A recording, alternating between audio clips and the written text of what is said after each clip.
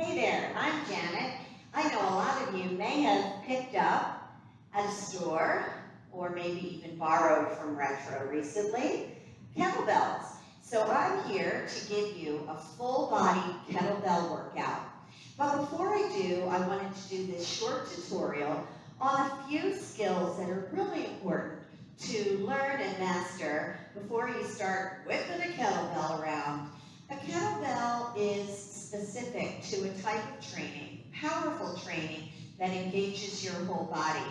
So for instance, as a difference, we can do an upright row holding a kettlebell or a regular weight.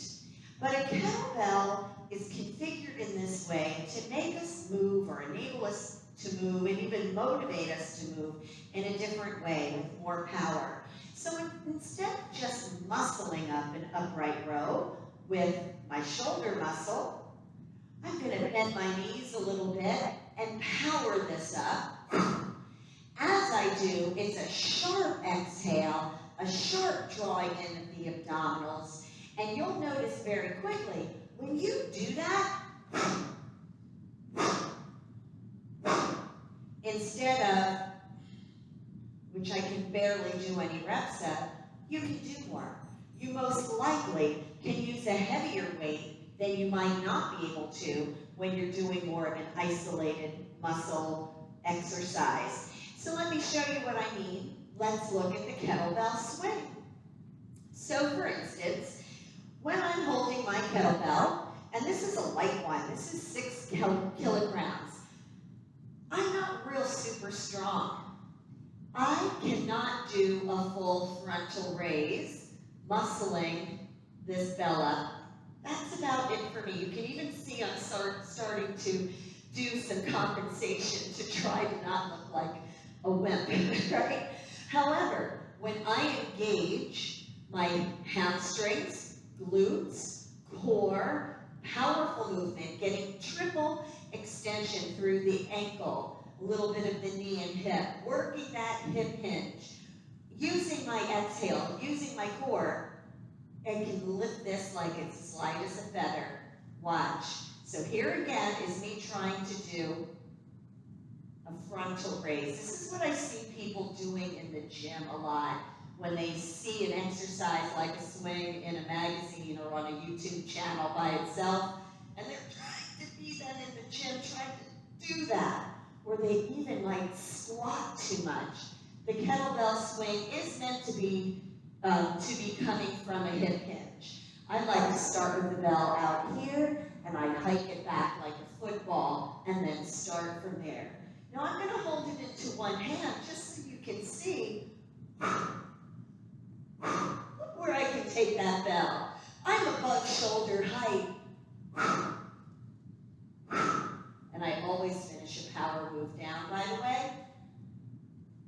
I can do that with a heavier bell, where just using my shoulder muscle, I can't even lift that 6 kilogram bell up, let alone the 8. That's not going to go anywhere. But when I'm engaging, using breath and power, I can.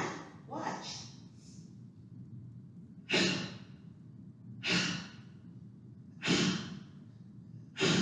Always finishing a power move down again.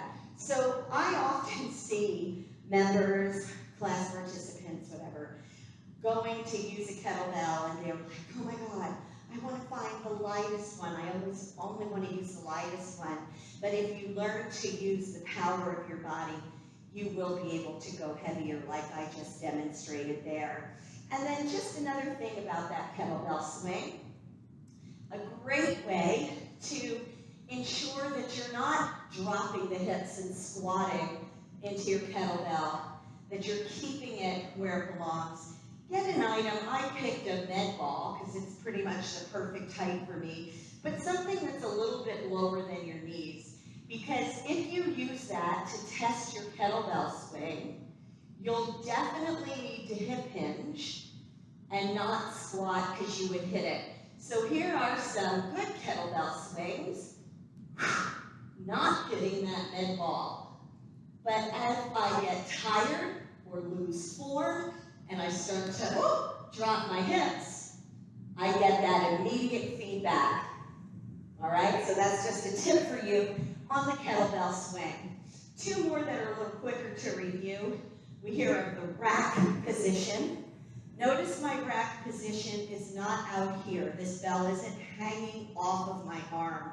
That hurts. You're going to hurt your shoulder. So when we give you a kettlebell rack cue, we want to typically take thumb above my pectoral towards my collarbone. My elbow is in, and my shoulder blade is packed. I'm not holding it up. I'm packing it down. So then when we talk about a rack to a press, even though I turn my hand and begin to press out of that rack, I'm still keeping a packed shoulder. I'm not pushing out of that pack. I'm keeping my pack down. And when I return it down to rack, it's a little bit of a rotation. Think about a barbershop pole. So here I'm muscling it up, which is fine. And here's where I add power.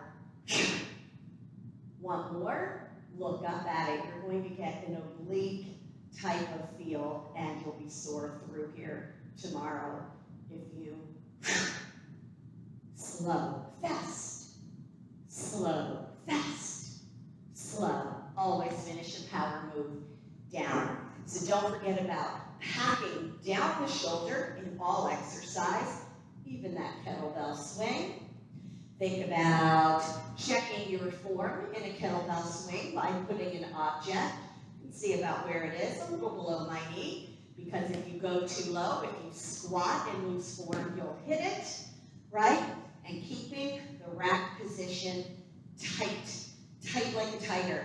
When you're tight like a tiger, when you're holding that rack, somebody should not be able to move your arm. If you're relaxed, they can knock you out, right? You're tight, you're tough. Let's do a great kettlebell workout together. See you there.